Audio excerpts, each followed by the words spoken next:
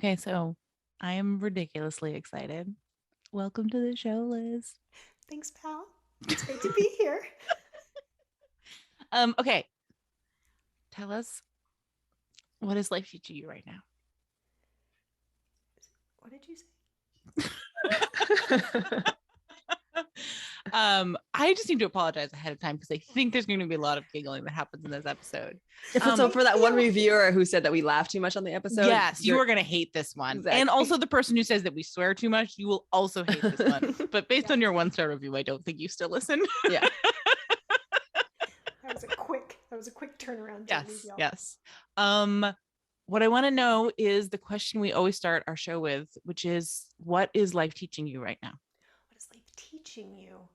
Oh, fuck. Well, Kyley and I, hello. We say that our thing is Ragnarok. And 90% of the time, that's really fucking fun. And then 10% of the time, it sucks so hard. And so right now, life is, well, not at this moment, but last week into this week, it's been the 10%. So I feel like life is teaching me that not all Ragnaroks are that much fun. Sometimes they're just fucking shitty. Yeah. Yeah. I had to try to explain Ragnarok in a few past episode, and it was rough. I think we got there. I think we got there eventually. But for background, my only context of Ragnarok is the Thor movie, and that's all. I've never even heard the word Ragnarok before I saw what's his face shirtless in an Avengers movie. That might have overshadowed some of the yeah, seriously. So you're up. Go ahead. Explain Ragnarok. It's where all the monsters get loose and it's the end of the world. It's where chaos reigns and order breaks down and everything fucking changes. And, on the other side, like shit's reborn and blah, blah, blah. But like a bunch of the gods die and everything that was they all die. Destroyed. Not all of them. Okay, fine. Because there has to be some like rebirthing. Somebody's got to fuck on the other side. So there's definitely some survival that happens. But I would say, like, in a nutshell, that's the. Justin just asked me about this the other day, and I was like, yeah, all the worlds burn, like it all goes down. He's like, wait, I thought it was just Asgard. I was like, no. Yeah. Everything. Which, seems really fun when you're watching Thor shirtless. I honestly had no idea that these words were based on real life. Like Asgard. I thought that was like totally made up. Oh, yeah. Like Marvel thing. Yeah, that totally makes sense. Yeah. It's actually like really old shit, but Marvel, same chickadee. Yeah. So I think the question that maybe Kyley's getting at is like, what does it mean to you specifically? That what's the significance and importance of it in your life?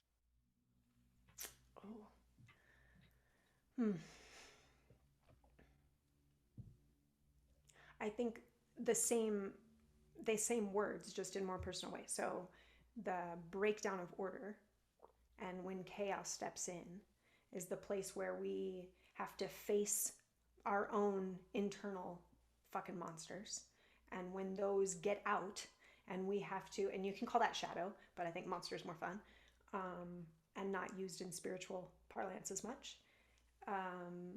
When the monsters get out and chaos starts to reign and everything breaks down, and then there's like all the beautifulness that happens in the cycle of death and rebirth, of the necessary breakdown, and then also like a really good evaluation of what the fuck did I think order was, what did I think was the way that things should be, and how have those things now died off because I let chaos take over. And people definitely have like pretty strong reactions to the word chaos. Like they do not like it. Yeah. We had a whole episode about that where Kyley had to, she didn't have to, she just helped me. One of my client calls it word redemption, where you just have you can create a deeper meaning or a different meaning of what something means to you. Because I think language is very, it's interesting. Like one word someone will love and the other person will feel disgusted by. Yeah. Yeah. I will push back just a moment though, Liz, because I think it's less about order and more about control, right? Order and chaos, I think, can play together.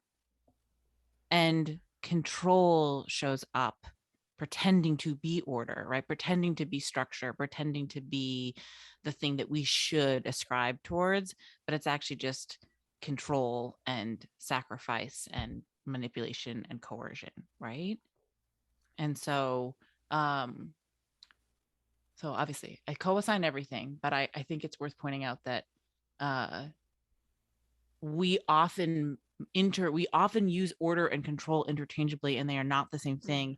And control is really insidious and really, I think, fucks us up more than maybe anything else.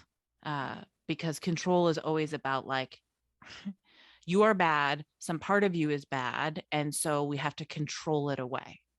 And that's where the monsters are great, because eventually, like, control, because it is this tight-fisted like pressure, it also is just creating a fucking pressure cooker. So eventually it will explode, right? So that's the thing.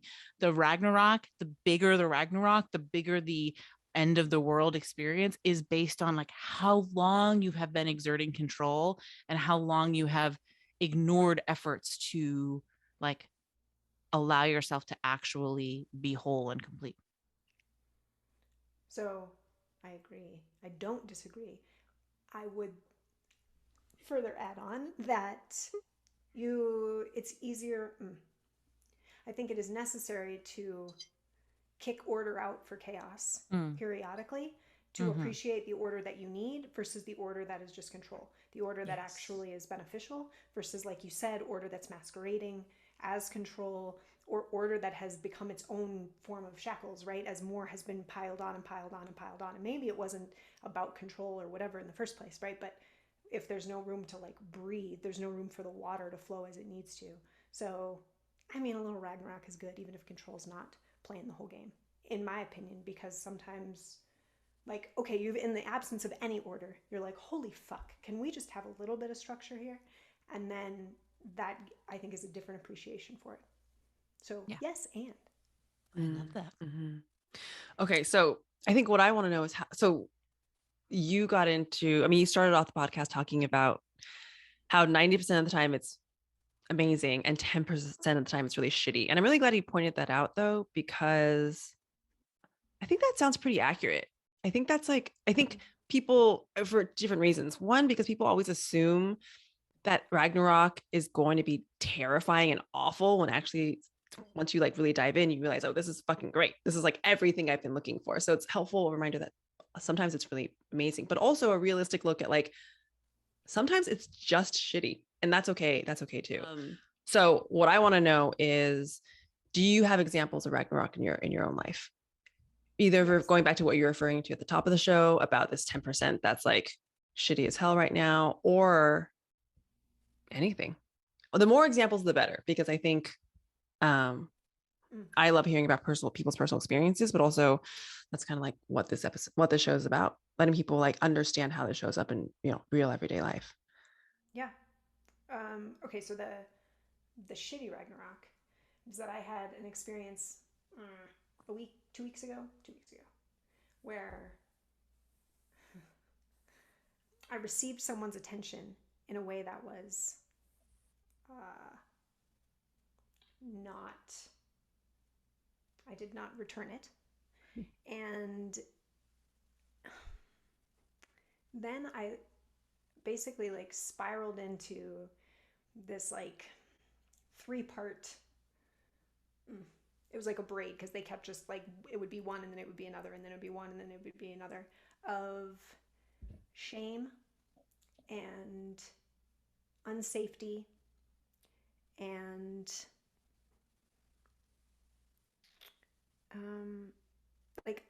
so the unsafety was in other people's desires. Like, I'm not safe in other people's desires. And then a degree of being ashamed about that. And then this just like constant feeling of being unsafe in my body, and then just like wanting to puke, just like on and off for days on end, of these things like interweaving together of like, oh, I feel really unsafe. And then kind of peeling back that to realize like, baseline experience was shame. And it's like, why the fuck do I feel ashamed? Like I didn't do anything wrong. And I assume most women can relate to this in some way, of knowing the feeling of, I didn't ask for this thing to happen to me, but I didn't return it, and yet somehow I feel guilty about it, and I feel ashamed for what happened. And furthermore, like, I'm no longer safe. Nothing happened. Like everything was fine in this circumstance, but my experience of it afterwards was like, oh, the cool part, I guess, was that it gave me a lot of clarity on past situations in my life, of realizing that I have internalized, one, guilt for situations that I did not want and yet experienced, and also that I then, like, yeah, other people's desire is like unsafe for me and actually makes me feel like, apparently, very, very gross. So it has just been like tumbling through that and like uncovering, okay, there's a new piece of the shame. There's a new piece of like physical sensation. There's a new piece of feeling unsafe, and sitting with my body and watching how those things come up, watching what that actually comes out like, and then slowly getting clarity about why or how those things were showing up. And I think the helpful part about this situation, and I'm not saying every shitty situation has to have like a helpful part, but in this case, what was helpful is that I really did feel like I hadn't done anything wrong. And so that provided clarity that I don't necessarily have on situations from the past.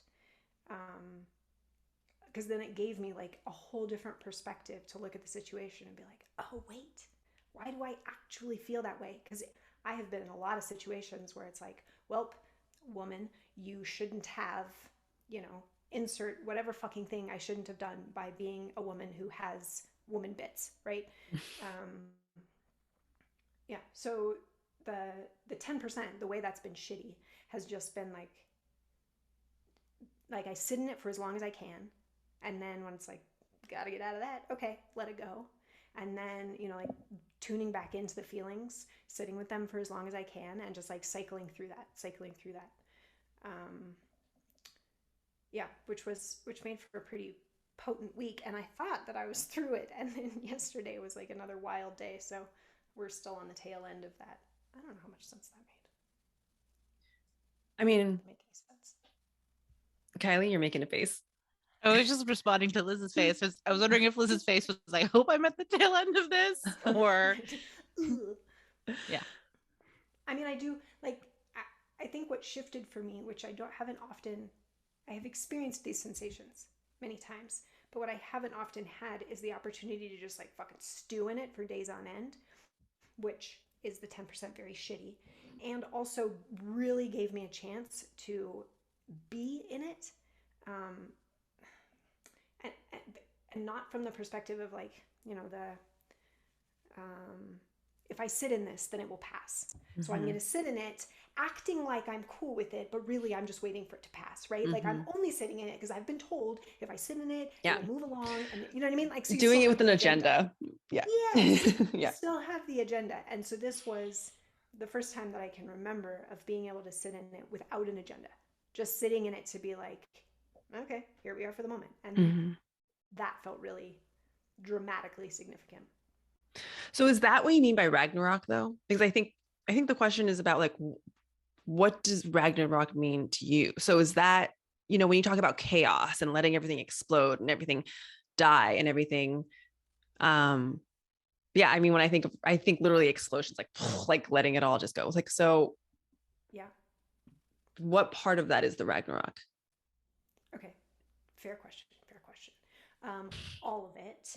And I think also that looks different. So in some cases, I think the explosion would be a lot more, emotional outburst or like actually breaking up with somebody, or like doing really dramatic things, or like something that you could look at and say that looks like an explosion. In this case, it was more of like an implosion of just like everything. What I thought I understood about my feelings or myself or my body, or not even that, that's too much structure even.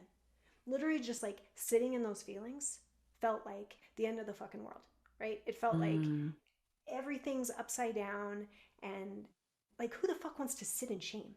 Nobody wants to just sit and stew in that. That's fucking terrible, right? And so that in itself of like, okay, I see this little shame monster. He wasn't little. I see the shame monster. He's up. He's dancing around. I want to throw up everywhere. Cool, cool, cool, cool, cool, right? That was the really potent like breakdown of all the things that I had in place. The situation brought forward like whatever dams I had in place to not experience this, or all the times that I've been in a situation that someone else was an asshole or did something terrible, or not even that terrible, right? And then I immediately, I'm like, well, what did I do wrong? What should I have done differently? You know, so that situation didn't progress. And it's like, well, maybe, you know, that guy shouldn't have done whatever the fuck he did first. I don't know. So the whole thing was the fucking Ragnarok. I just think it probably looks really different depending on what the monsters are that are coming up and what the things are that are getting broken down. And it feels like, as I'm speaking to that, it feels like the cell walls of a plant. Like I had all these little cell walls in place and they all just started to crumble. And the plant looked the same on the outside, but like the internal structure was no longer structured, no longer was the same. Yeah. I think the other piece that's coming to my mind is the other space that I think Liz and I are really like interested in playing in, and like the phrase we use a lot is like talking about like being infinite, right?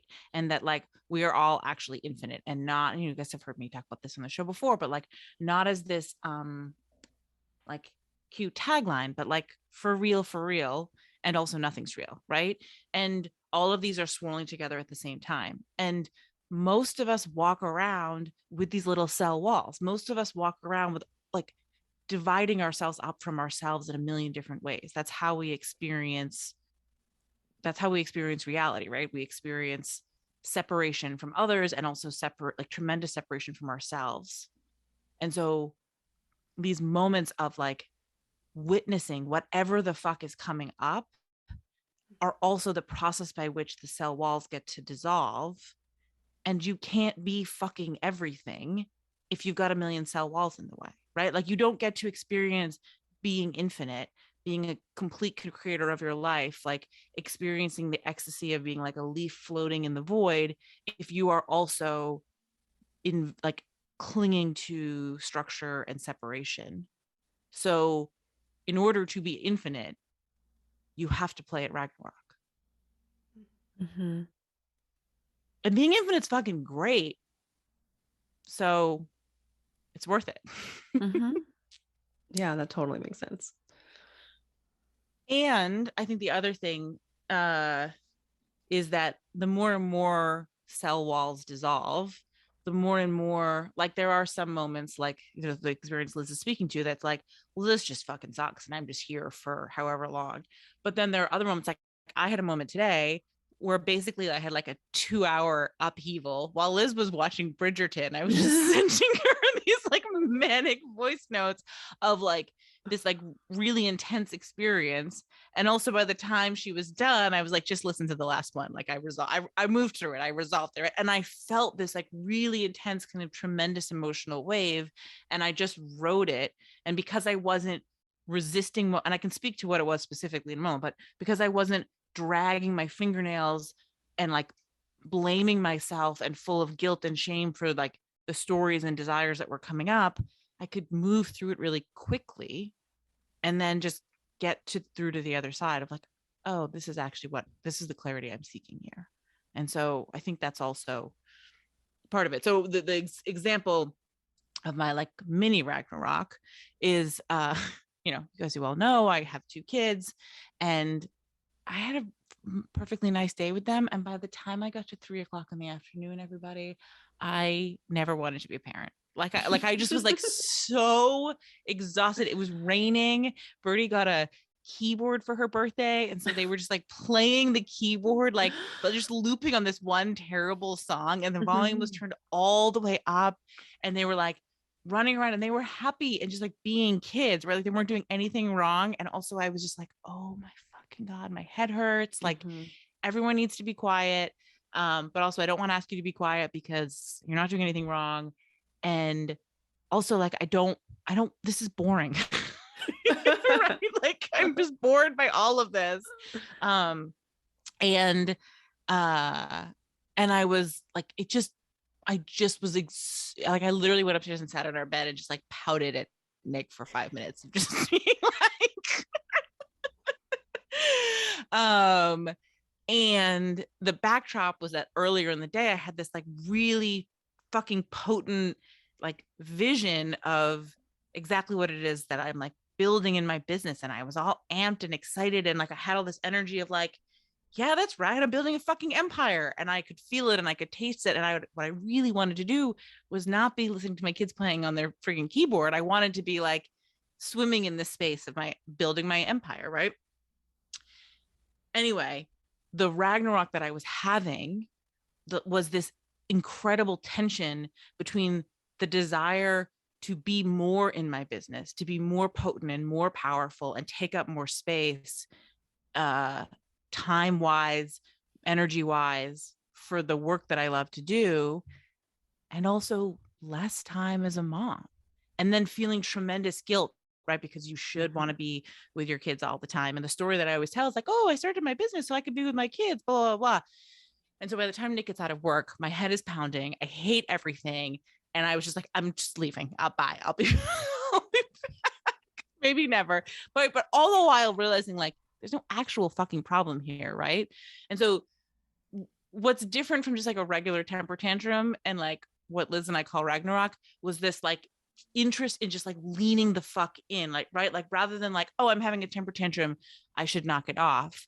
I was like, something big is coming up inside of me that is therefore worthy of being witnessed. Like what is the monster under this temper tantrum that is asking to be fucking witnessed, right? Because I could have like gone for a walk and calmed down and come back in, right? But instead I was like, these emotions are so big, that means there is something here. There is a hunger that I am interested in meeting. And so I leaned into the temper tantrum and ate Indian food by myself. And as soon as I sat down, what landed in my head is, you didn't build your business to have more time with your kids. You built your business to be fucking free, right? Yes. And that includes more time than no time. But like, that was never your primary motivation. And you've been fucking lying to yourself because you think it makes a more palatable story. Yes, I fucking love that. And so like, that's really monstrous, right? To be the mom whose desire is like, yeah, actually, I want less time with my kids and more time in my business. And like, that is the actual desire is for that. And to recognize that I've been fucking lying to myself. Right. And so all of that transpired in like 2.5 hours. Because you went into it. Because I just leaned in. Exactly. So it doesn't always have to be excruciating shame for a week and a half. It can also be excruciating anger and bitterness for 90 minutes. Yeah. Your way was better. Your way was definitely more available. Yeah. And though, like I've had like lots of little Ragnaroks about motherhood, you know, like I'm sure I will have many more. I had a fucking year-long Ragnarok about motherhood when Desi was first born, right? So I think it just depends also on like how high are the fucking stakes, you know, and how long.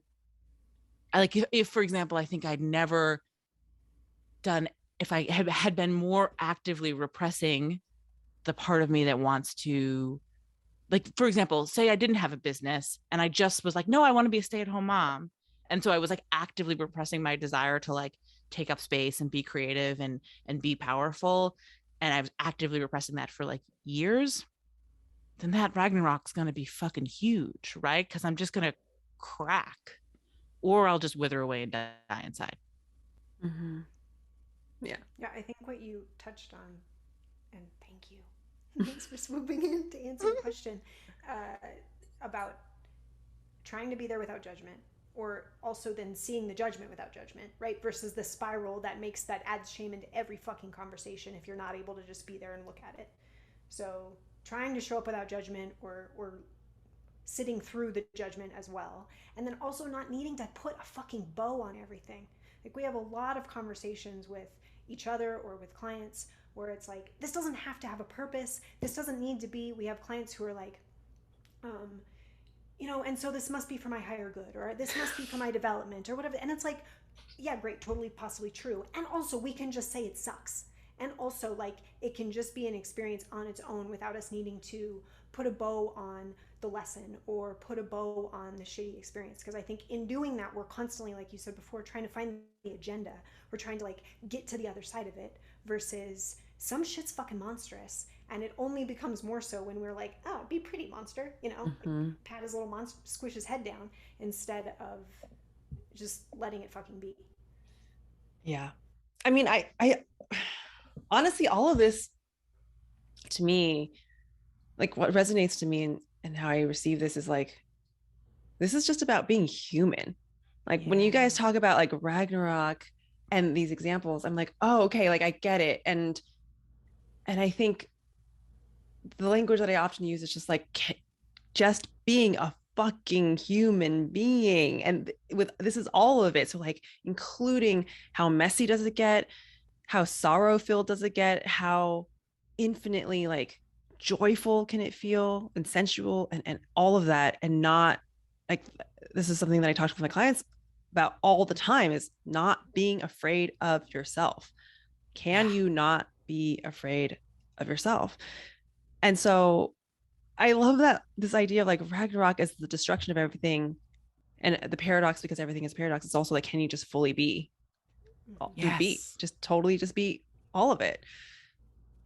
And I guess that's really scary for sometimes, but I think once you start doing it, you're like, well, wait, there's no other way, because then everything else just feels it's like not having an orgasm. It's like you're so close and then it doesn't actually happen because you're like suppressing something, you're holding something back, and you're like, it just doesn't feel good anymore. Yes. It kind of seems to me, it kind of feels like we've taken off the governor. And so now you can't, only kind of living is not the same as like, oh, just like all in, here we go, right? Once you can't like put that back on now that you've experienced it without that squisher. Good words here. You know, it just like life is just less full. It's less bright. It's less colorful if you're always trying to not feel the fullness of the things. Yes. And how, like, I spend an enormous portion of my life trying not to feel the fullness of the feelings. Like, just like you're saying, Eva, of the excruciating pain and the excruciating joy and the full expression of those things. Yeah, it's like once you pretty hard to tuck it back in. I tried yesterday, and Kyley was like, "Stop it, dummy." Yeah, I was like, "Yeah, we can't do that. That's not gonna work. That's gonna go nowhere." Go ahead. Like nothing. Oh, okay. All right. We're done early. Okay. Jennifer, can you edit out that awkward little simultaneous pause? Okay. I think the other thing to me that feels really delicious and fun about, you know, the space that Liz and I hold together is like our Ragnarok team are the villains, right? It's like Fenris Wolf, the giant wolf, like the biggest wolf in the whole world who can eat anything, and the snake that wraps himself around the whole world and comes at the end of the world, like the wolf comes to eat Odin at the end, right? And the snake comes to be a fucking terrifying snake, and Loki rides a a ship made of fingernails of the dead and marches an army straight from hell, right? And these are our pals. And so when we talk about like the monster and the villain, it's not just to be cute. It is, oh, sorry, we're very cute, but it is because those are the parts of ourselves that we are spending all of our fucking time not allowing to exist. We are spending all of our fucking time trying to enjoy our life by pushing away the parts that are selfish, or enjoy our life by ignoring the parts of ourselves that are sad, or think, okay, well, I just should be grateful, right? Like all of the ways in which, like, oh, I like, you know, my story from earlier today, like the space showed up when I realized like I have the angry, hungry desire to move differently in relationship to my family, right? And like those are big things, and they involve a kind of ugliness of like feeling bitter and feeling resentful. Because the other thing that I recognize is like, oh, I'm doing the fucking classic thing where you sacrifice for someone that isn't asking for that sacrifice, and then you're resentful of the person that you're sacrificing for. Like nobody asked for that, right? the point that I'm trying to make is like, you can't see those things clearly if you are so invested in only seeing like the good, high vibration, like higher self version of yourself. You can only see everything clearly if you witness that you're a fucking monster. You are also a villain, and also nothing's real, and there's no such thing as good and bad. So just be all of yourself. Mm-hmm. Yeah. I got a little animated there. I mean, that's the whole tagline of Monster School. Like, what else is there to say? Yeah. This is a little bit of a tangent, but like, I feel like there's this idea that if we always let ourselves go all in into whatever we are feeling or experiencing that moment, that the world would be unsafe. Meaning, yes, this idea of the image that I see is like, what if everyone let themselves have a breakdown and cried when they needed to, and it didn't matter if they were like in the middle of New York City, like, in a yoga class, in the middle of a meeting, walking down the street, and you're just like fucking bawling because you're like super fucking upset because you're a human. Like, of course you're supposed to have this whole range of like experiences. And to me, because I was having this conversation with a friend, and this is why I think it resonates with me. Someone was saying like they feel like this would be like insanity, and I'm like, no, that's sanity. That is more sane, and I would feel so much more comfortable being myself if we lived in a world in which that was just the norm and completely acceptable, because it didn't have to be taboo, or you didn't have to be afraid of looking weird or weak, or like I was insane and having a mental breakdown. Like, no, I want you to have the breakdown in the middle of your yoga class and just like cry and get it all out. And how amazing of a world would that be if we could just do that and we'd have to be ashamed of it?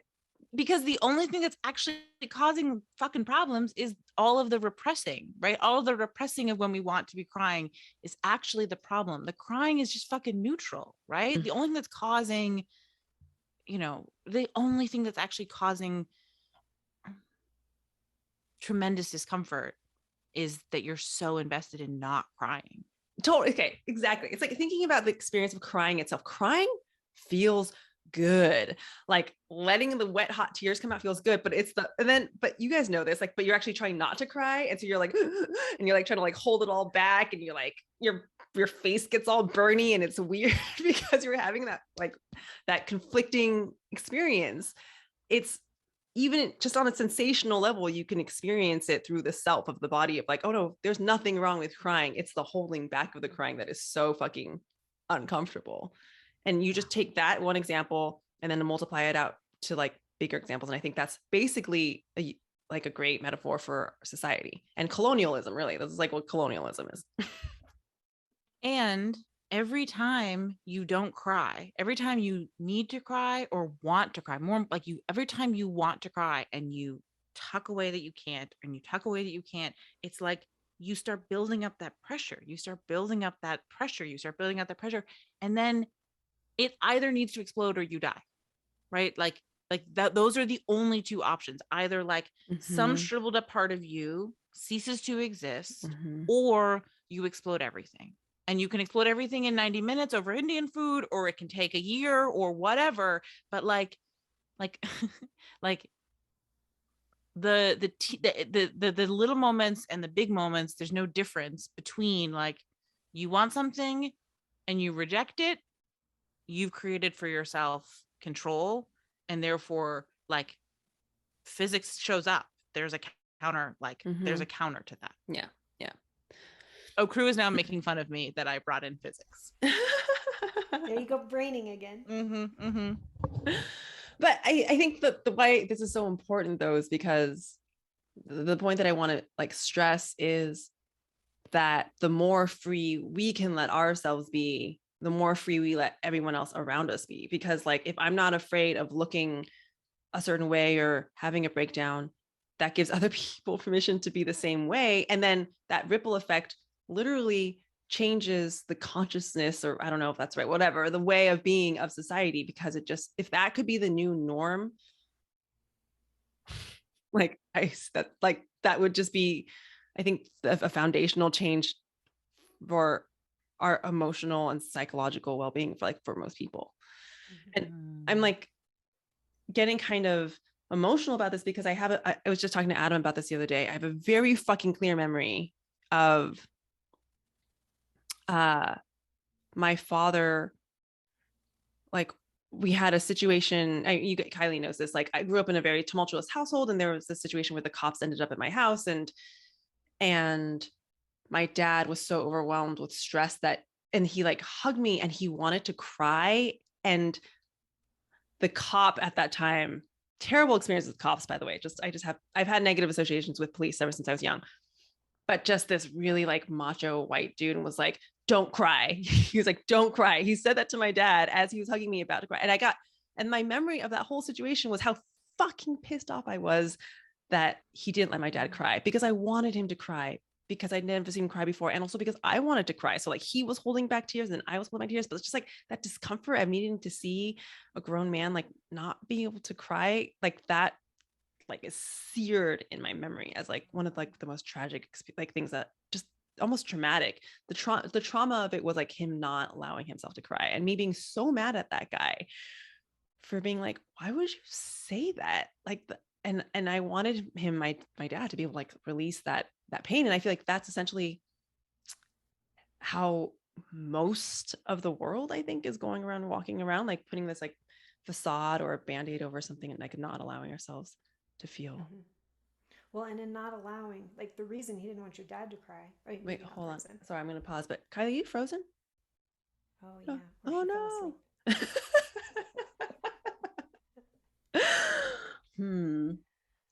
All right, we're gonna put a pause on this. Hey Jennifer, we're gonna pause. I'll start. Hey Jennifer, sorry, we're gonna need you to weave all this together somehow.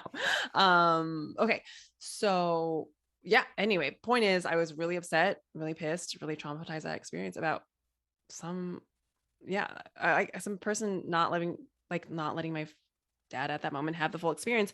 And I guess I was saying like how I think this is a perfect example for how I think so many of us walk around living life. And it's because, I don't know, I want to say like it's sad and it's tragic. It's also understandable. It's understandable. I have compassion for it, because I think it's really scary when you're not used to it, to like let it all hang out. And I think that's also why, like, if you want to, you can build up the trust muscle, right? Because what you're really doing is just trusting that what you feel is valid and safe. So start by just noticing when you say, I should or shouldn't. Start by just noticing when you reject yourself, because you're probably doing it without even fucking thinking about it. You're probably doing it as like a knee-jerk reaction. And so just start noticing that. It doesn't have to be huge and epic and explosive, even though that's very efficient. It really sucks for a week, and then you're like, oh, okay, I'm entirely brand new. Yeah. I mean, I would also, in thinking about your experience with the police, I would also notice when it comes up your discomfort with other people's things, right? I suspect that officer he didn't actually give a shit if your dad cried or not. It was more that he didn't know how to, like, if your dad started crying, like, what the fuck do I do with this? How do I be in this situation? How do I react to this? Like, I don't know what the hell to do. And like, I've noticed that with my nieces. One in particular, she like really feels things really big. And there have been multiple times where I'm just like, I don't know what the fuck to do with your emotion, which is quite hilarious because I've always been the one feeling the huge emotions. And yet I'm also unprepared to show up and like, I don't know how to show up for hers, right? I don't know how to be there productively. And like trend in my family would just be like, hey, stop that. Stop. Go cry. Go by yourself. Like, no, we don't do that here. So I think it's not just how you show up for yourself, but also noticing like when someone else's emotions show up, what's my default? Am I trying to like fix this or package it back up? Do I need them to go away? Do I need it to be less? And there's something very uncomfortable and then also very freeing about watching someone else's emotions and be like, oh, I see the need to fix this. I see the need to try to make this less or whatever. Like, I'm not saying you always have to find neutrality. I don't actually think there's endless benefit in being neutral, but there's definitely something beneficial about being able to observe And then there's just things to note there. Like, you don't have to fucking do anything. It doesn't have to result in, I observe and therefore I come out in this different place. Like, I just fucking observe, right? I noticed that I said should. Interesting. Okay, and that may be like the only fucking thing. Like, it doesn't have to result in, I noticed this and now I do X, Y, and Z things. The answer is not that I'm doing more things. The answer is just I'm making space. And then I make some more space. And then I sit with some more space. That's all that we're when we're stepping into infinite, when we're experiencing that more and more, that comes with the spaciousness. And that spaciousness doesn't come from doing more things. It doesn't come from adding to the list of the ways that I need to be better or more or less or any of the fucking things. And then I think observing is like to Kylie's point, is just like the first step there. Yeah. I see it, I noticed it. The fucking end. I see it, I noticed it. Mm-hmm. Full stop. Can I ask a question, Liz? No. Okay, so you and I use the word infinite a lot. And I think what's interesting is, like, as I mentioned earlier, like, it is a really deeply felt experience, right? It's not just a word. I get an image of like a cat, like the motivational poster of like a cat hanging from a tree, right? Like, you're infinite. I think I want to ask you to like speak to how you experience what it means to be infinite. Ooh, I love this question. Yes, I would.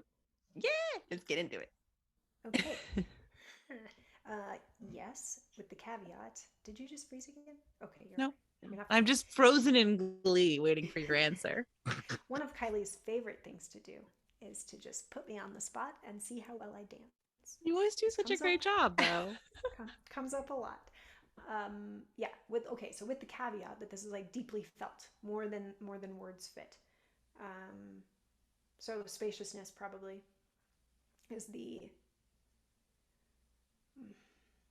I experience it as being much bigger than my body. Big to the point that I could be like I feel like this expansion that turns into like growing to the size of a giant, and then to the size of like bigger and bigger and bigger until the world would just be a marble. So the sensation of spaciousness and like expansive growth, size that is not contained in my body or my experience. And also tied to that is the breakdown of the knowledge that we are separate. And so it becomes a very felt experience that there is no other. I frequently experience with clients the experience that they are actually me, that I am speaking only. It's like a cavern that's just me, and there might be different facets of me that I am observing, but there is all is me. There is actually no breakdown, and there is no separation, and there is no other, which leads to that paradox of like nothing is real and everything is real. Nothing is real because it is all just me, experiencing, interacting.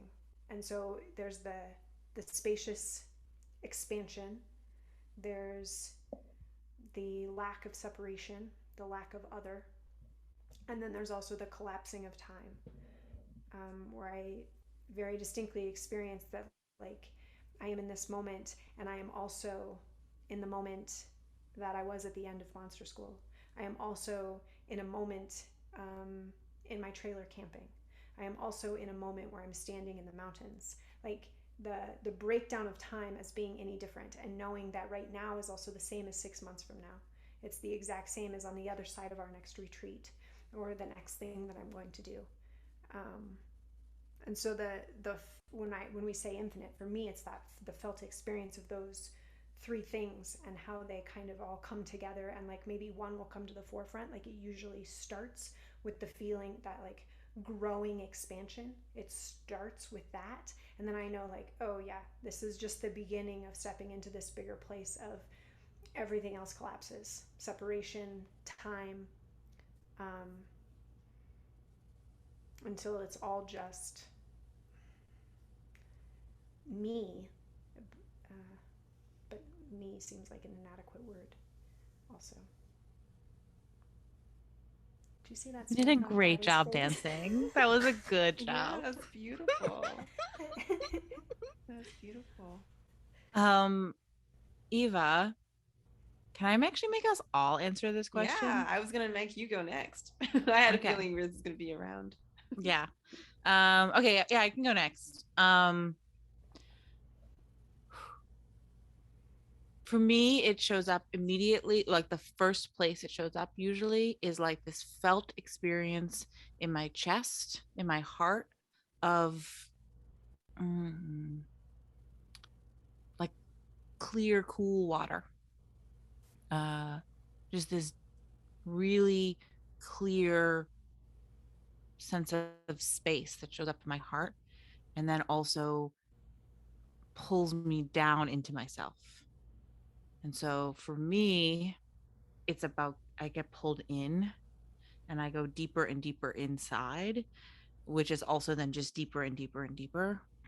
And also just the sense of space shows up. But unlike what Liz was saying about the space being like, I'm bigger and bigger and bigger, it's like space, like just like clarity, like nothing exists other than nothing exists within me that isn't just space. Um, and the clear, cool, crisp feeling in my heart just kind of spreads out through my whole chest and maybe through my throat and through my whole body. And I also have this very clear awareness that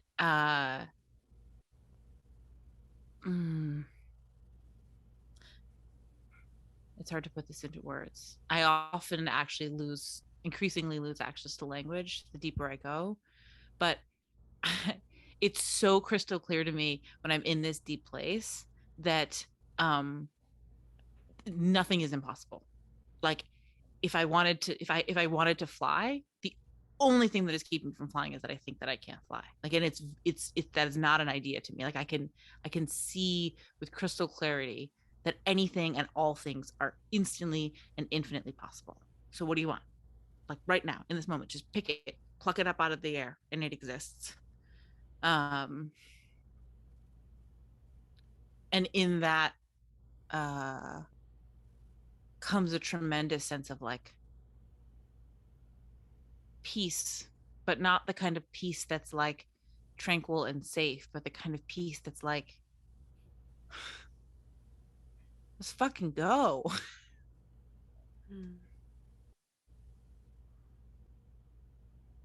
There's more, but that feels like what I want to say now. I love this. It's really beautiful. A peace. I love the concept of a peace that's like, let's fucking go. I think that really speaks to everything. Like that checks all the boxes of things that I love. Like I love the concept and experience of peace. It's a paradox, and it's also this energy of like, I want to fucking do this shit. It's like this. It's like it feels like because y'all know I love metaphors. It feels like standing on the edge of a cliff and knowing, oh, I can just walk across the air until I want to fall. And so like that sounds fun. That's the felt experience. And then what drops in is the awareness that like that's what I'm actually doing right now as I'm just walking across air. And so I can decide what I want to do next. And then I like drop back into being human and I'm mad that I like, have to change a poopy diaper. So it vacillates, but yeah, anyway.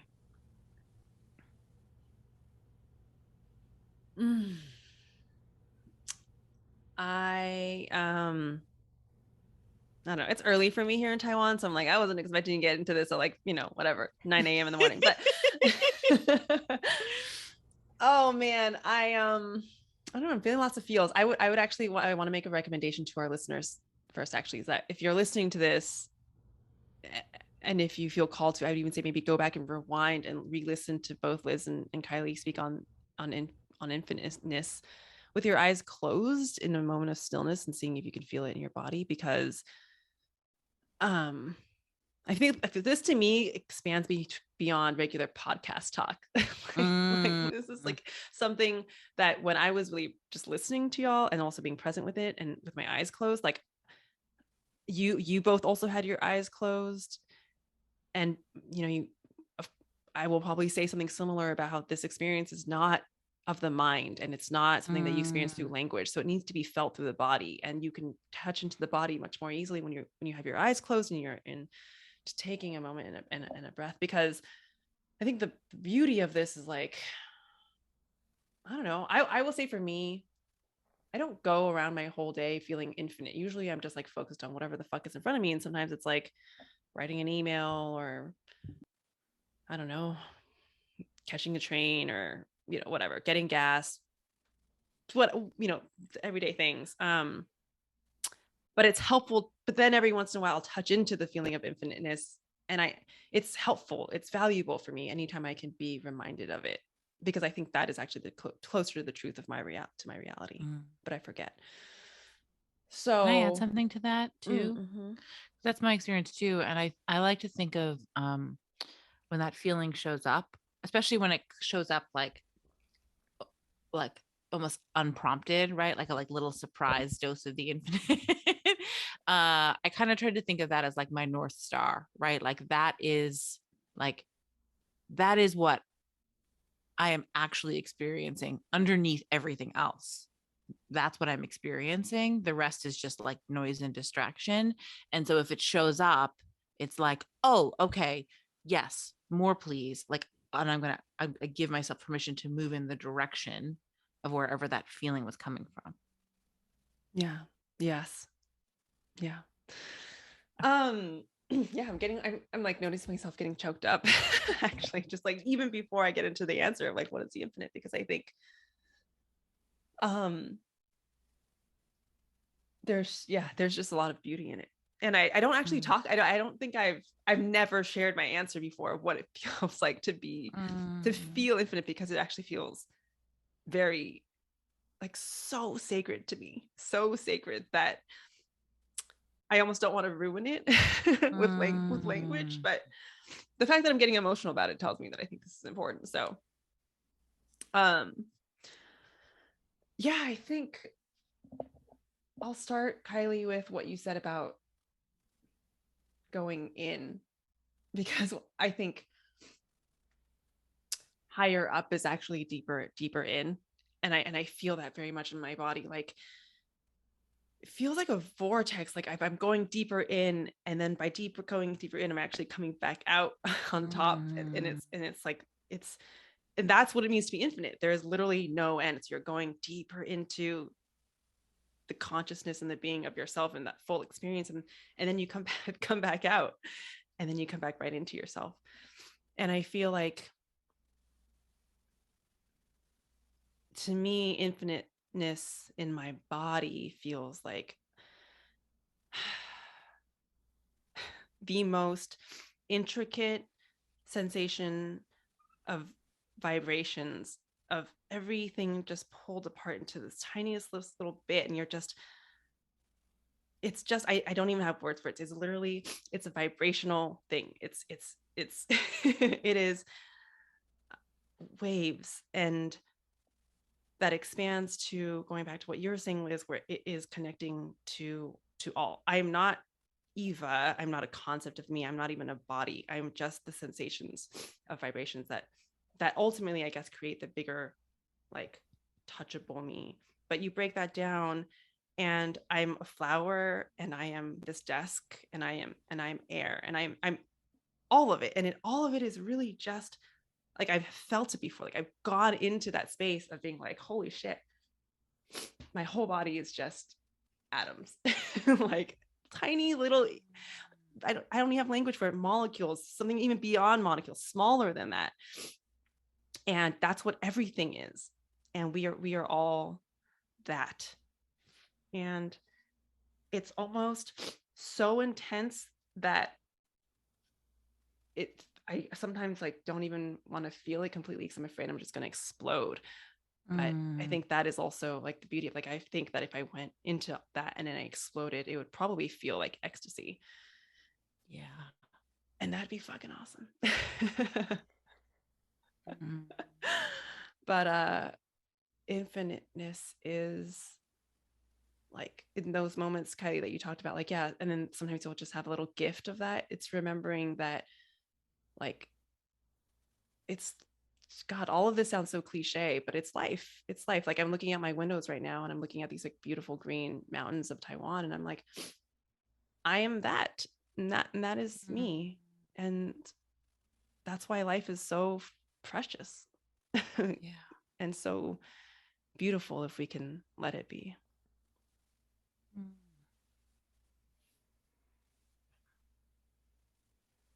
Thank you.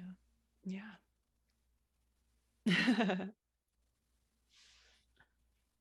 Everything you said. Hmm.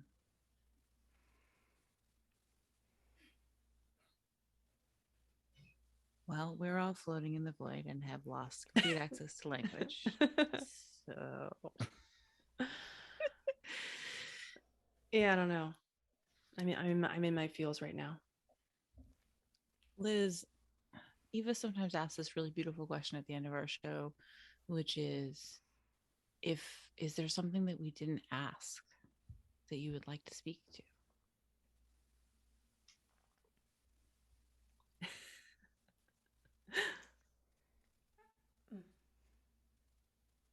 Of course, you bring this up now after. When you have absolutely no language. Yeah, that was a real great move, huh? Yeah, because the easy answer is nope, we covered everything. Are you kidding me? I feel like we've barely gotten started. I feel like this is just like the tip of the iceberg. But I also feel that way. Like, we've been talking for maybe 5 minutes, approximately. Yeah. We've said enough fucks for at least 2 hours. Really, this feels like a swearing light episode. Yeah, me too. I'm also like, are we really actually at time? That's crazy. Well, yeah, we still have some time. You said 10:15, right? No, 10:45. Sorry, 10:45. Oh, sorry. I think I did the math wrong. But some of that time might need to be at the end to do some business stuff. But well, fuck all of that. We gotta jam in like a lot more fucks. And okay, well, so let's go back to that question though, because I like this question. Now, Liz, maybe you have free reign to now talk you're about. on the spot again. So if you thought you were on the spot with the infinite, now you're extra on the spot because you got to come up with your own topic. Oh man, fuck. I have not previously realized how much I do relish putting you on the spot. So this is it is that clear to me. Yeah, I think Kyley does that. I think she does that. I don't know if you just like don't notice that you do that, but I mean, I'm here for it. I mean, I do. I guess I do in particular. I will say, I can now witness relish putting Liz on the spot and then watching her be a little squirmy. I don't really relish in you being squirmy, Eva, but that's kind, I think. I feel bad for Liz, but if I'm being honest. Well, what's funny is that crew has done this to me multiple times. All the monsters that Kyley was talking about, we just gamble around with them. And more than once, working with Kyley or with my friend Jill, we'll have it worked out about like who's going to say what. And then strategically, Kyley or Jill's internet will go out just at the thing that like I really don't want to fucking talk about. Like one time with Jill, it was about like expectations or thing. Jill had her whole like thing laid out, and then it was like, oh, fuck me. Now I have to figure out like what the things are. I didn't prepare with Kyley. I had to talk about money or something. Yeah. So everybody relishes. Yeah, with me, it was extra. It was like our first like joint like, oh, we're having a console call like officially, right? And the instant it shifted from like the chit chat to like, okay, and now we're leading the console part of this console call. My internet went out and I just started cracking up because I was like, oh, everyone is fucking with Liz right now. This is great. I mean, I survived. Yeah, I'm sure every moment you learn from it. See, what you learn that bow. What you learn is that we all love fucking with you. Yeah. I actually, one thing I would share. It's off topic. Great, please. Unless you have something, Kyley. No. Okay. No. I've told Kyley this, Eva, but I haven't since we've not spoken before. I love listening to your podcast, but the thing is, I love it. there's no way I can say this without sounding like a dick. It puts me to sleep. And I mean this in the best possible way, because it's like y'all's energy. I just get to, I don't even know how to describe it. It just like takes me like, woof, and like just totally knocks me out. So I have intentionally downloaded episodes to listen to on the airplane, because then I don't like having things playing. Like, I don't listen to music that much. I don't often have things going in my head. There's enough going on. And I certainly can't fall asleep with things happening, with like sounds or words or whatever. But I will literally sleep for hours with y'all talking.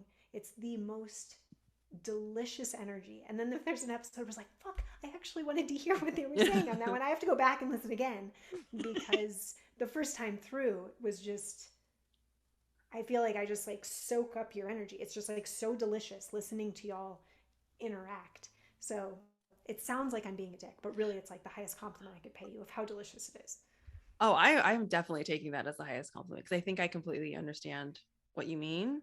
And first of all, to be able to take up mental real estate like that, like in your ears and in your earbuds, that in itself, for if you're, you know, considering the fact that like most other things don't, that is an honor. But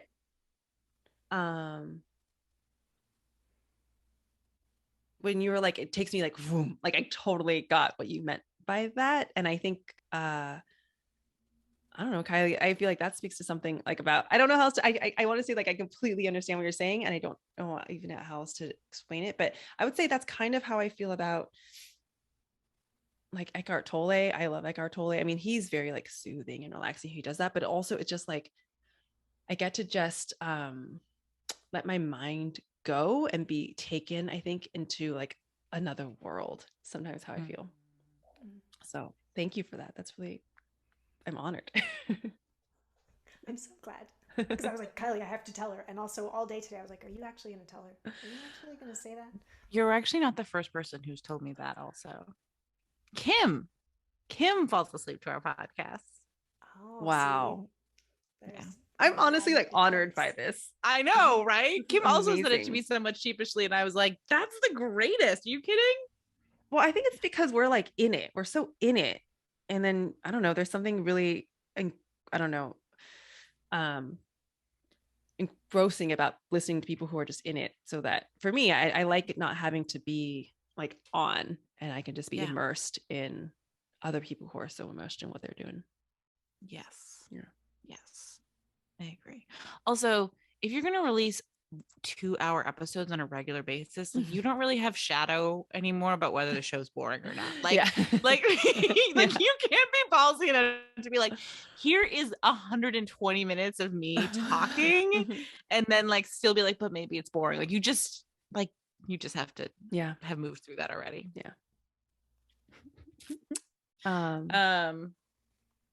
What else, Liz? Anything else? It's feeling alive for you? I mean, we promised a lot of cursing and a lot of laughing, and I feel like we've really not been very serious and voidy. We've been very voidy. We've been super voidy. It's been real intense. Boobs haven't even popped out. I know. I've been waiting for boobs to pop out of this gorgeous dress that Liz is wearing, people. And Eve and I are both in our PJs at opposite sides of the globe, and Liz swans in this exquisite dress. Like, oh, hello, what? This whole thing? I just came off of Bridgerton. I had to like, elevate my game. You had to get into costume too. Yeah. Well, actually, I was talking to Kyley earlier today.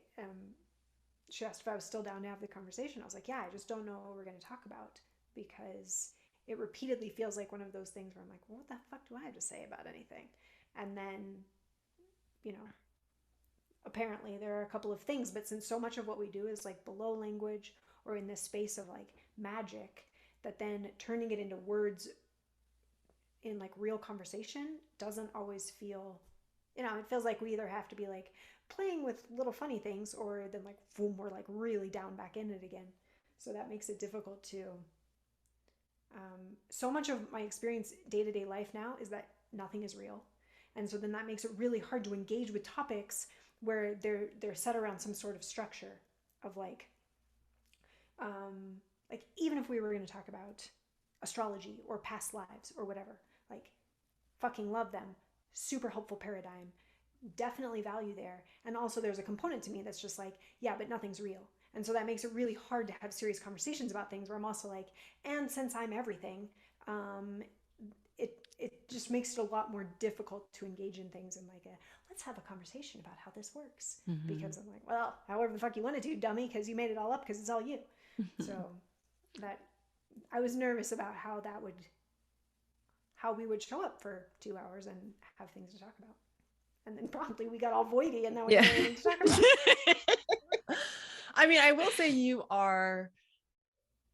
the irony is not lost on me that Kyley and I run a podcast in which, like, it's very ironic to me. And so I think you're giving language to like something that I feel basically every week that I haven't actually expressed out loud, I think, Kyley, to you, but like, and I'm okay with the irony of it, because there's something I am acutely aware there's something just kind of ridiculous about how we talk about, you know, we don't want to make meaning out of everything, or it's not necessary to make meaning out of everything, or even that, or that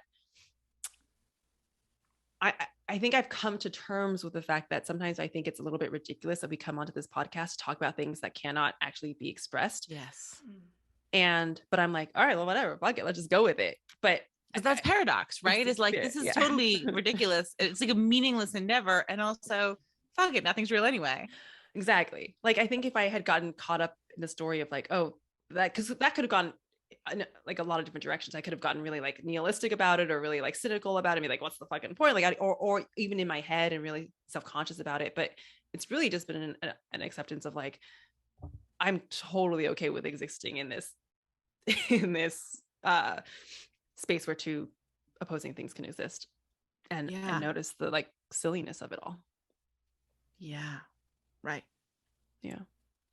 That's one of the things I really appreciate about my friendship with Kyley, is that because it's so like my lived experiences, she's like, aren't I great? Say more. Give compliments. We're ready for them.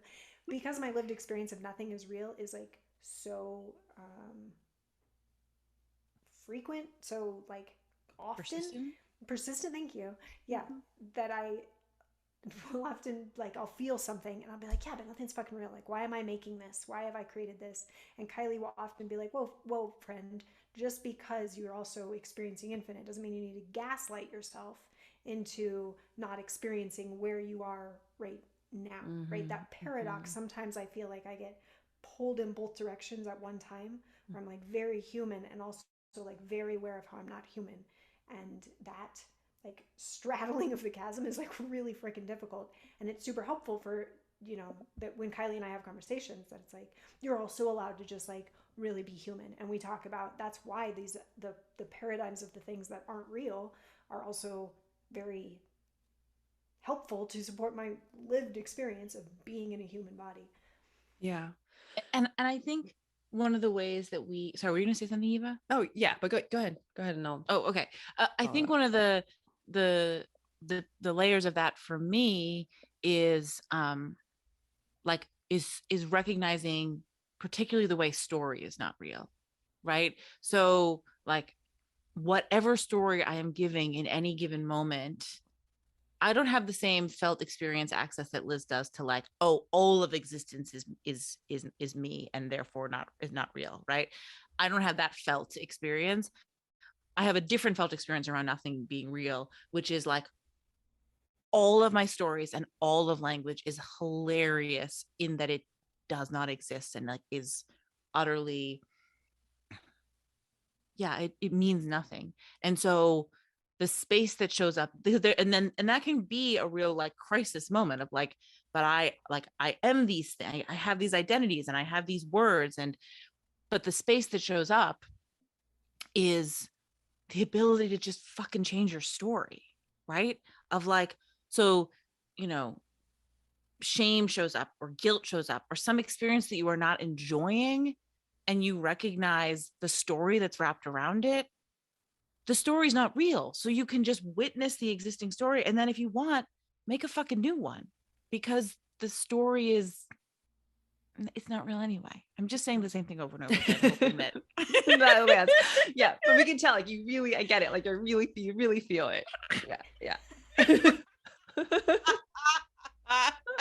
But that's what happens when you like really feel something. It just thinking goes like I would say it the next time and there would be different words.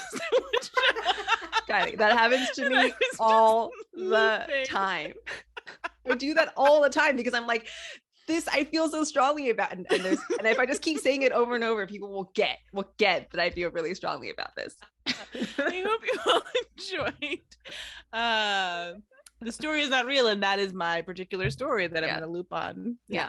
Okay. Thanks. But to go back to what you're saying, Liz, though, about, I think Kyley and I have talked about this too, though, because I think this is a forever conundrum that I'm trying to figure out. I don't have the answer yet, too, but it is about finding the balance between, and I think this is something that a lot of, like, for lack of a better word, a lot of like spiritual folks contend with, is what I call living in the in-between, which is like, how do you find the, I don't even know if it's balance, but this idea of like, I think just based on what you had just said, like it sounds like you're saying that a lot of it, your experience is like kind of in the etheric, and for me, a lot of my experience is actually in like the very groundedness, like the density of things. Like I feel like I'm a very dense person. Like I'm here to help people through some density. And I think people, but of course, and then we can switch, right? There's also, I also have these parts of myself that are like, you know, whatever, I'm nothing, I'm vibration, blah, blah, blah, blah, blah, blah, blah, or like nothing is real. And yeah, you were talking about like, you're being pulled in these two different directions. I want to talk about that. Like, how do we come back into some kind of like balance? Because nothing is real.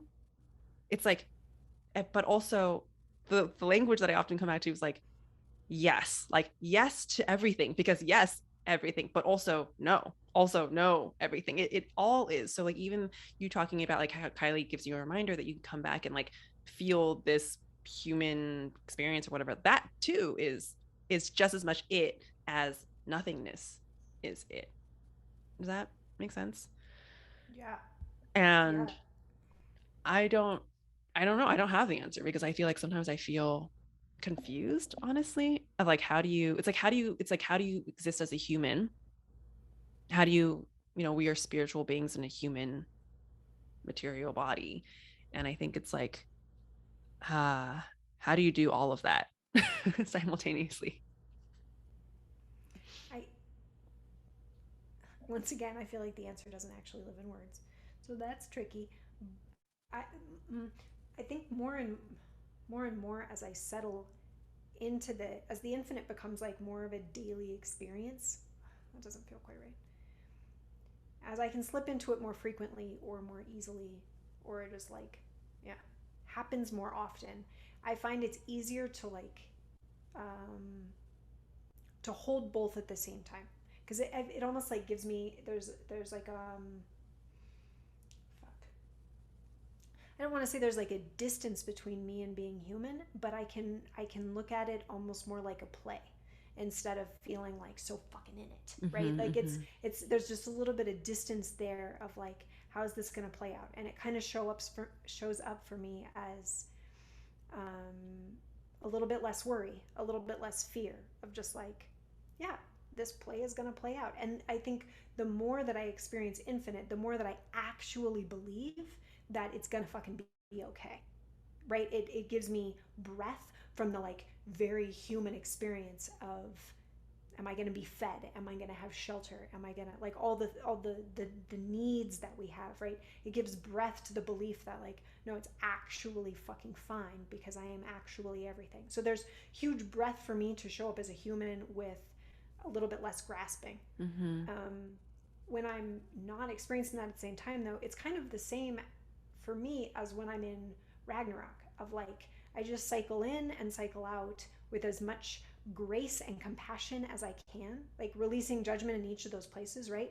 I cycle into being really human, knowing that that's not forever. I cycle into being infinite, knowing like that's not forever. And that cycle between the two, I do feel like the gaps where I feel like just human, like solely fucking human, they are getting maybe like smaller, or there's like there's more experience in between those gaps. And I also want to caveat, like, that's not necessarily better. It's not like, oh, I need to always just be one thing or the other. But that has been my experience, is that like those places are getting maybe a little bit smaller as I'm pouring more of my attention, because I think that's really all that's happening is I've turned my attention to something. I could turn my attention to another moment, another life, another time, and I would be there. And so I'm just turning my attention more to those moments of infinite versus the moments of being just human, of only knowing the human experience. I feel like that was not any that didn't feel like a real conversation. No, I think I made perfect sense to me. Yeah, it made perfect sense to me. And I think ultimately, like, what I'm getting from what you're saying, something that came up for me as you were talking that I felt like was really helpful, is that they're not supposed to be opposing. Like, I don't think it's not helpful for me to think of them as like, oh, as if they were enemies, or as if if I feel one, like that, as if they're conflicting problems. Ultimately, I think the goal is that, like, they are like the yin yang symbol. It's like they complement, I think ultimately, like, they're supposed to, or not supposed to do anything, but they can complement each other. They're not like mutually exclusive. And also, because I don't think I have a story that it's bad to be just human. Like, so I like sometimes, like,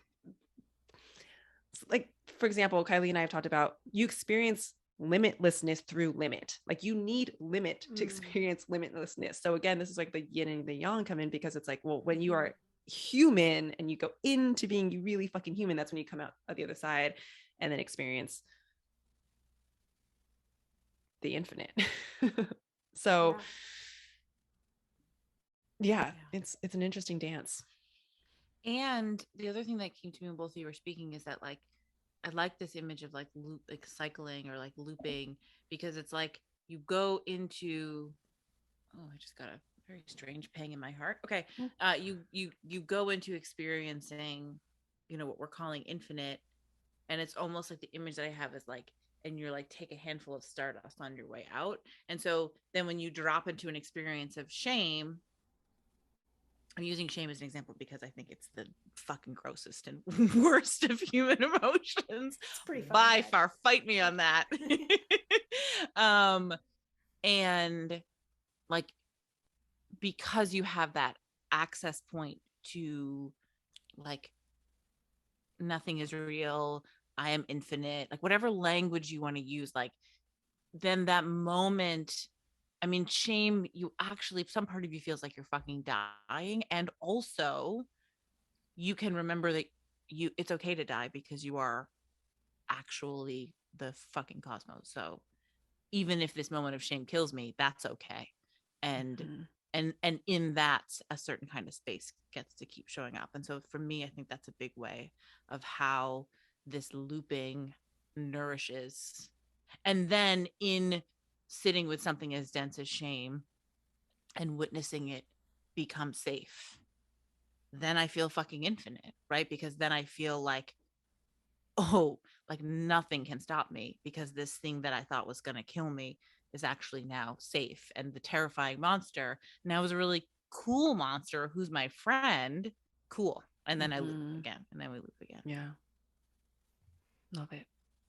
Yeah, I love what you said, Eva, because I feel like that's such a good reminder, a good component of the experience. Like the things that I want to do, Kyley and I talk about when we get to be like expert level creators and we just snap and there's a bird in our hand, like very excited for the day that I snap and I'm like, oh, look, I made a fucking bird. But the process of this becoming, the process of, you could say, remembering or whatever, but the getting to that point, like the juice is the process. And if I wanted to just be snapped, like then I wouldn't be in human at all. Yeah. Right. Like there is a choice for me to just cease being human and just being fucking infinite. But the juice is in that, like you're describing, that tension between the two, or the experience of cycling in and out between the two. And I say this even though half the time I fucking hate the tension and I want to just be fucking infinite. Like I would love to pretend like, oh, the balance is beautiful and I freaking, I'm all about it. I'm not all about it. I want to be infinite more all the time, with the appreciation that there's also some times when I just like want to take a fucking nap and be human. And the cycling itself is not always my fucking favorite. I would love to pretend like it's my favorite, but but let's be real. It's not. It's not always.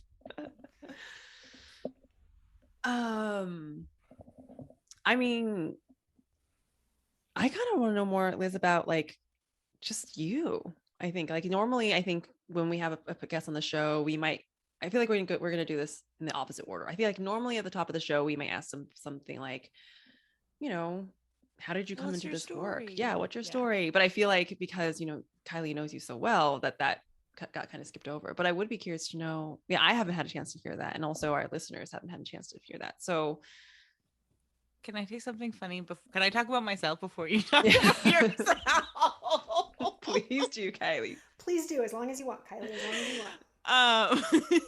want. When Liz and I first became friends, we basically instantly fell into doing this, right? Our friendship from the very beginning has just been like being infinite. And then it was 3 months in and one of us was like, do you have any siblings? I forgot about that. And the context being we talk basically all day, every day.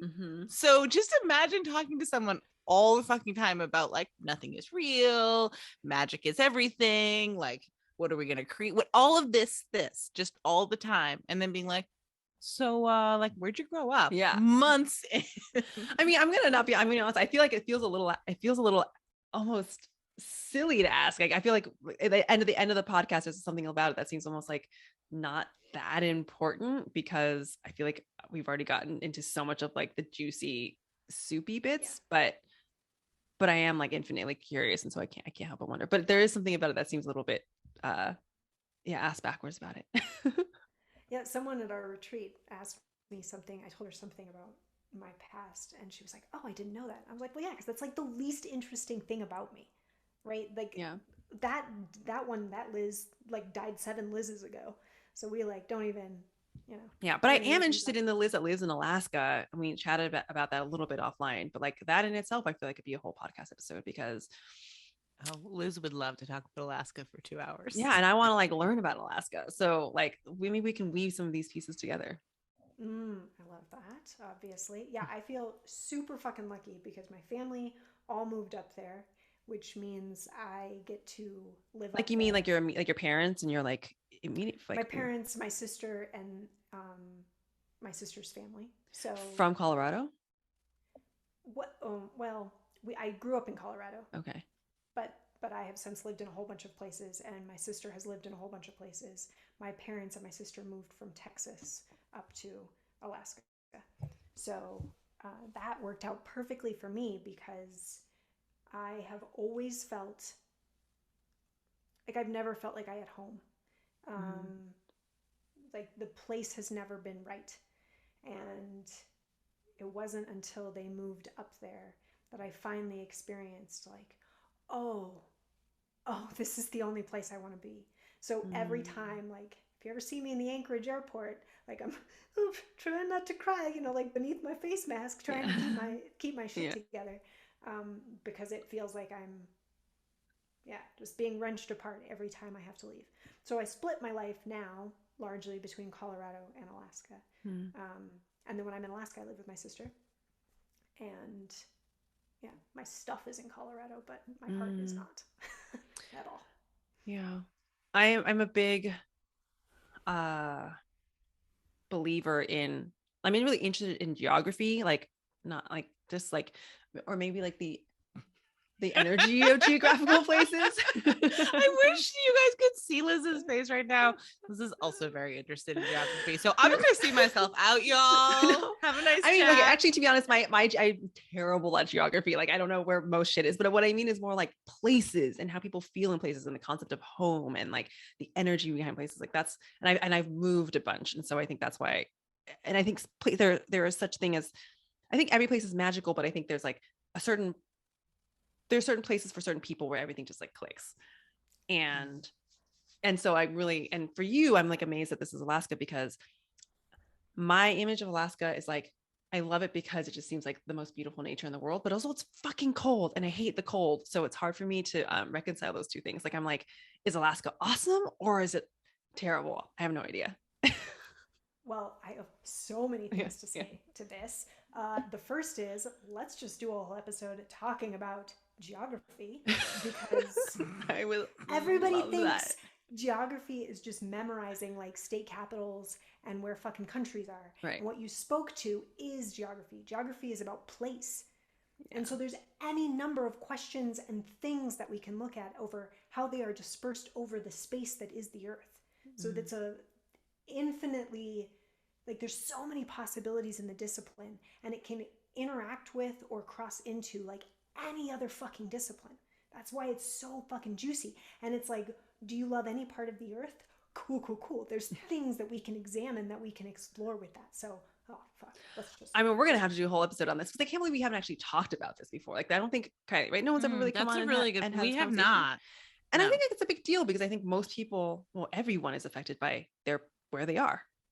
Either they love it or they don't feel connected to it. There's some relationship. You're having some kind of relationship to where you are, and I think it makes a huge fucking difference. So anyway, but have you like? Oh, sorry. Have you moved around a lot, Liz? Yes. Yeah. Yes, I would say that. Yeah. Because I'm wondering if maybe, like, because I've moved around a lot too, and so I wonder if this is something that's more noticeable to people who've just, have either had to or have gotten to. I've more or less lived in New England my whole life, and I know exactly. I feel this very strongly myself. And every time I show up in a city, and like I used to travel like constantly for work for a couple of years, and every time I would go to a new place, some part of me would ask, like, is this home? Right? There was always a part of me that was like putting out feelers to be like, do I live here? Like, could I live here? Like Richmond, Virginia felt like home.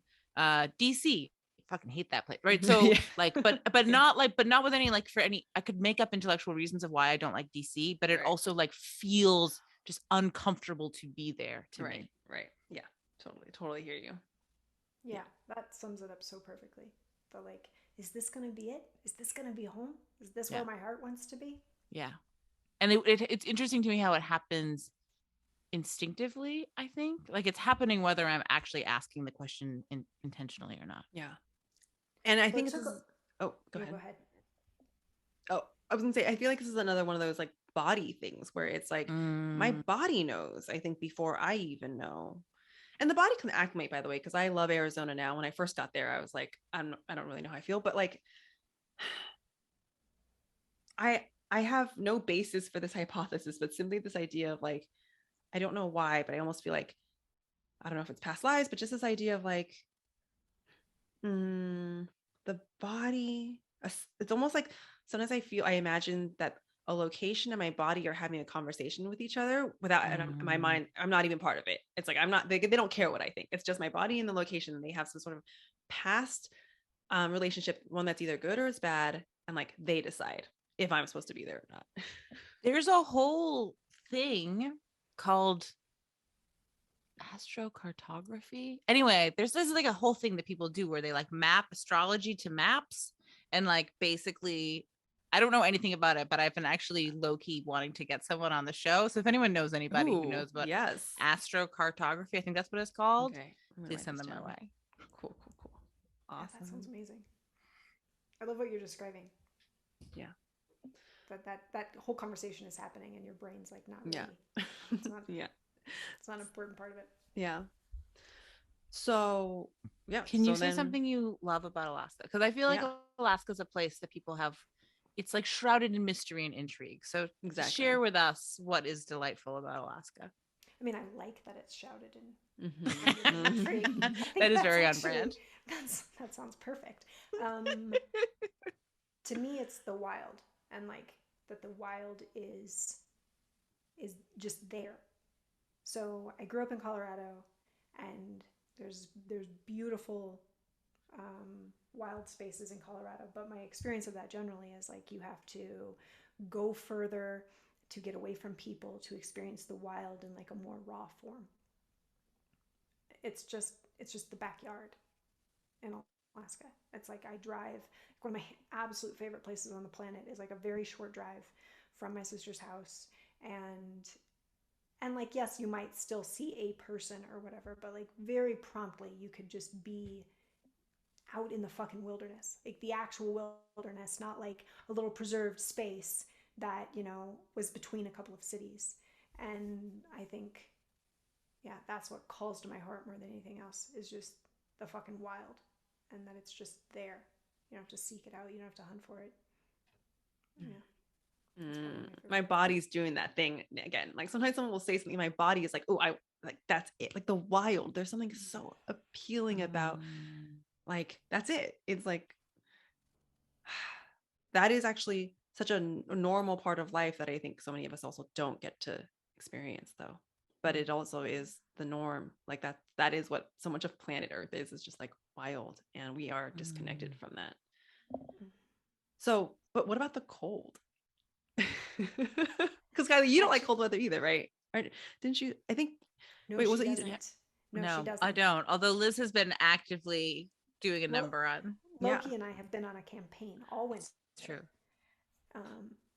Yeah, Kyley, yes. And like, oh my God, your kid, I don't know, that'd be cool. Like your kids get out there. But like, yeah, I don't like the cold, but oh my God, I like that Eva's just like creating a whole like family. Yeah, very. Because I've been trying to lure Liz to Maine, but I think that Eva's now trying to lure my whole family dude. to I'm sure. I know Maine is like awesome, but like Alaska, like you get to go to fucking Alaska. Like, I mean, Maine is. I really also want to go to Maine because you've like really like the way that you talk about it.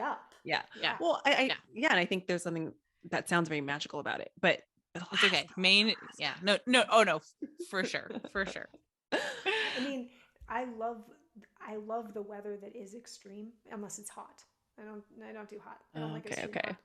But it's when the weather is like the wildest that I love it the fucking most. So like the best time to hike is when it's snowing or when it's raining, because I don't know, it's fucking perfect. And also like there aren't people out. It's just like that, you know, solitude. Like when snow's falling, like everything changes. Yeah.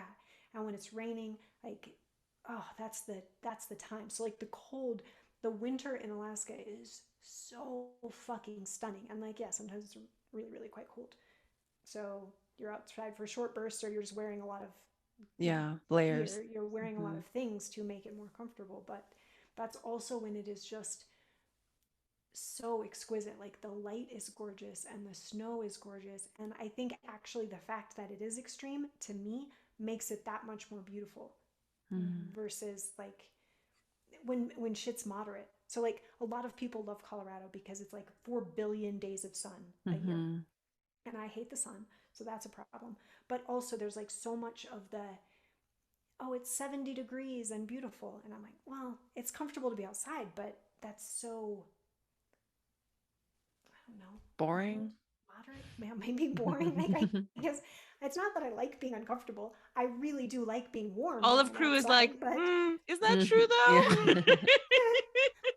It's not like I want to be outside in my underpants when it's, you know, negative 5 degrees. And also there's something more exquisite about the wild when the weather is also wild. It's not tamed. Nothing's fucking tamed. I'm so tired of everything is fucking tamed in the world. Or if it's not tamed, it's a problem. We have to figure out how to like harness it and wrangle it and tame it.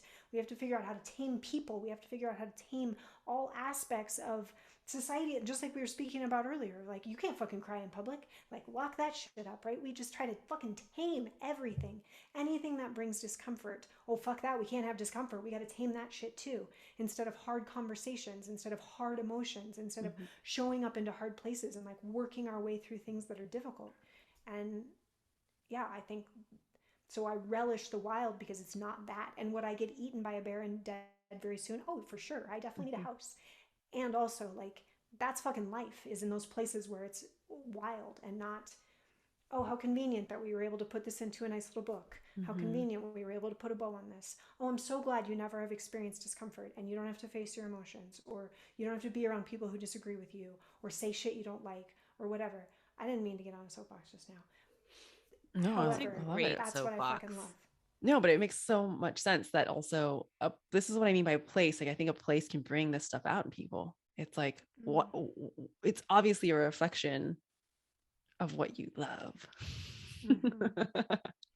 and like how you live and how you perceive the world. And yeah, I find all of that just like infinitely interesting. Yeah, like you love wild so much that you want to, like you want that to be your existence, your reality, like your everyday, and to be reminded of it through the earth that you're on. I think that's so beautiful. Unless it's hot wild.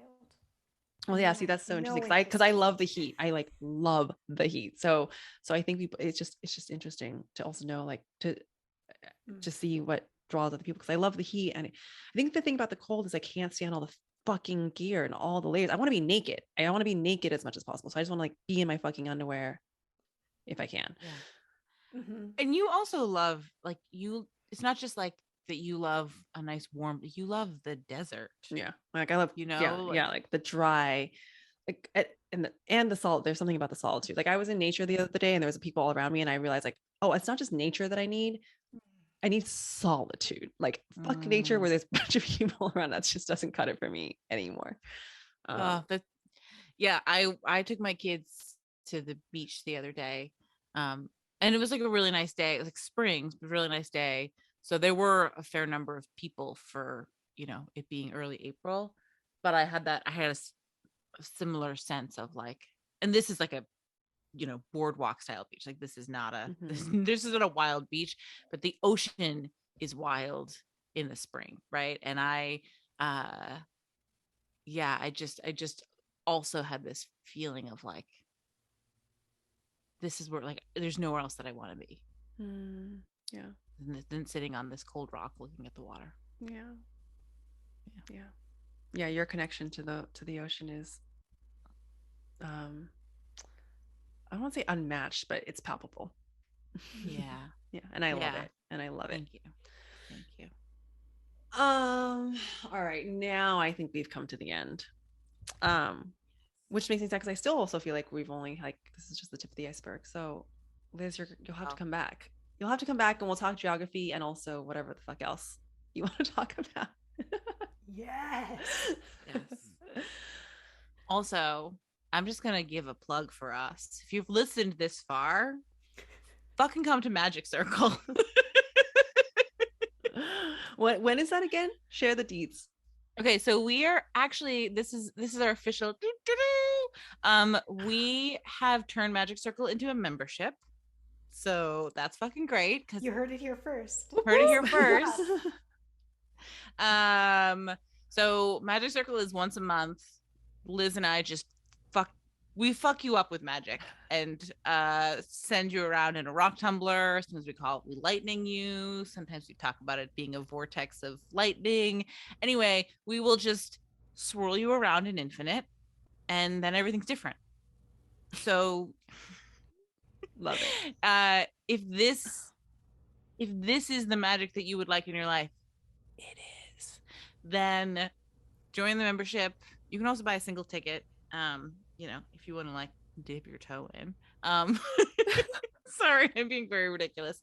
And you can also, you can go to our website that I made just for us, which I'm also very excited about, which I am also apparently unveiling on our podcast. I love it. So ravenandmerope.com. Sign up for the Magic Circle, and also sign up, get on the wait list for our next retreat, because it's gonna be fucking great. Yes. Wait, where's anything you would add to that? Oh no, that was perfect, pal. Yeah, you think so? you think that was good? Where's the next retreat gonna be? New Mexico. We're going to Texas. Oh snap, baby! Yes, I remember that's where you guys originally wanted to be, right? Well, we just packed one in beforehand. The July New Mexico has been our plan, and then we were too impatient, so we popped Maine in beforehand. But Liz, can you say where our third retreat is going to be? I'm still laughing about how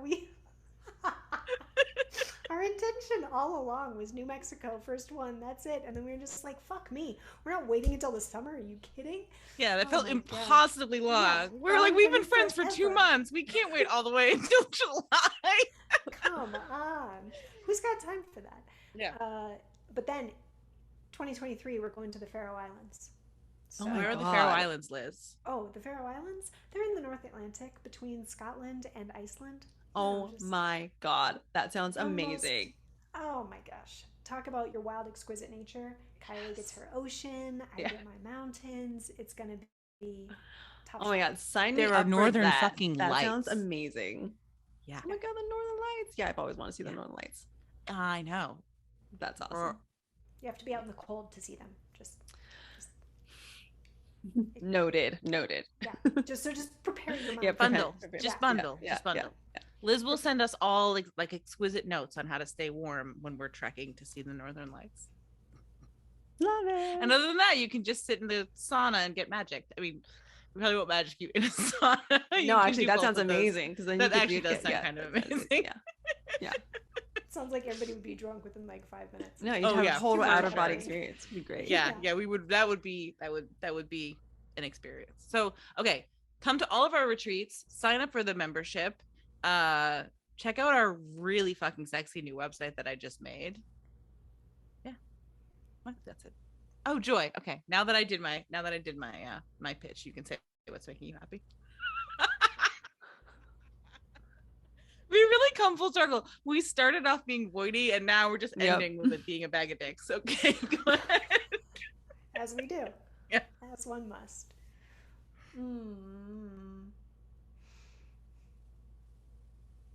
Honestly, what's bringing me joy is that Justin and I have made a concerted effort in the last couple of weeks to make this physical place more comfortable because I don't want to live here. And so it was like I finally turned the corner of being like, wait, why am I not happy?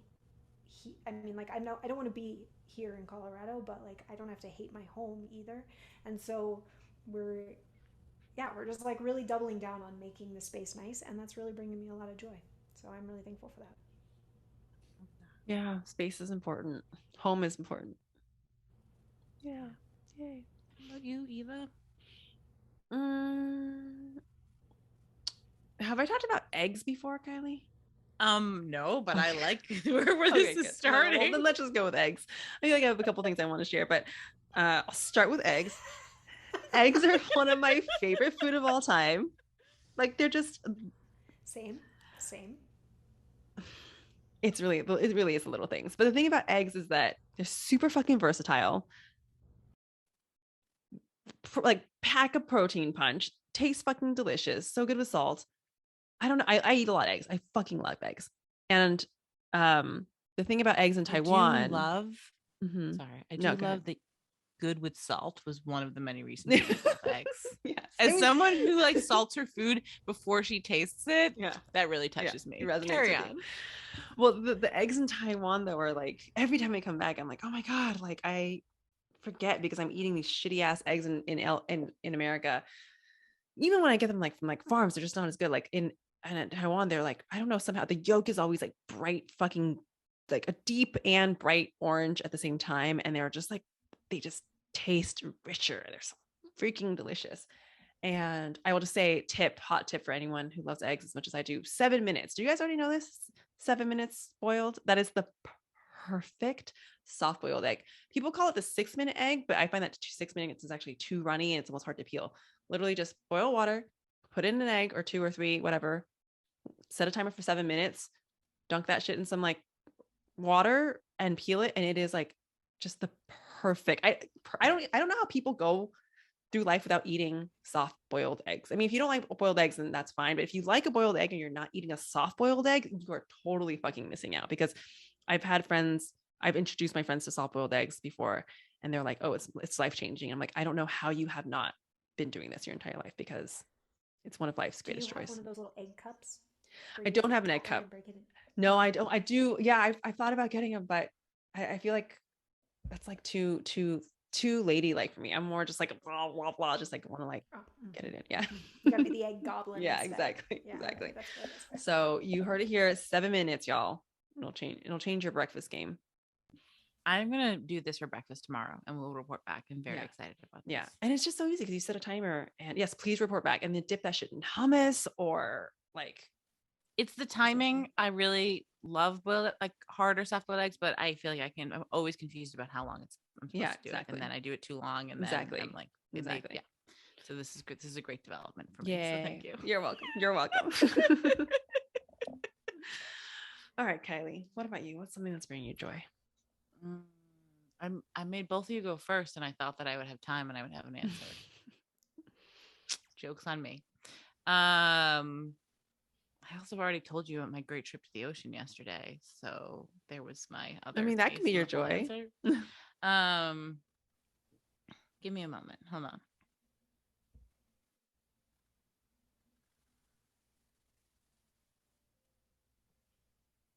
Okay, Jennifer, can you edit out that pause? Thank you. You know what I think I will say? There are a lot of different things I could say, but we just hosted a really fucking awesome retreat, and I am actually still really pleased about that. Yeah, I keep touching back into that, and just feeling like, holy shit, that was really cool. And that keeps like I'm appreciating the way that is just like popping back in as a reminder. These little like felt sense of like, oh yeah, and then that thing happened, and that was really cool.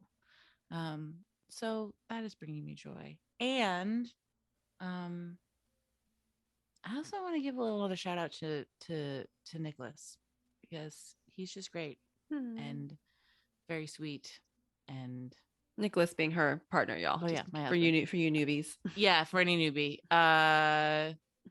Yeah, he's just adorable and tender, and I continue to be I don't know, words aren't showing up, but happy and grateful.